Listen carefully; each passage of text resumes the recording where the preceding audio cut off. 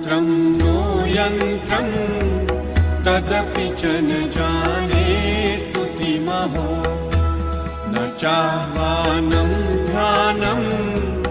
तदपि च न जाने स्तुतिकथा न जाने मुद्रास्ते तदपि च न जाने विलपनम् परं जाने मातः त्वदनुसरणं क्लेशहरणं विधेरज्ञानेन द्रविणविरहेणालसतया विधेया शक्यत्वात् तव चरणयोर्याच्युतिरभूत् तदेतत्क्षन्तव्यम्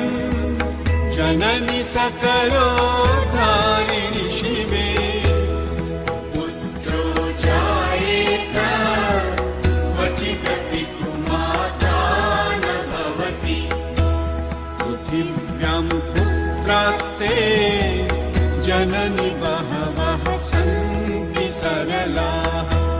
परं तेषां मध्ये विरलतरलोऽहं तव सुतः मदीयोऽयं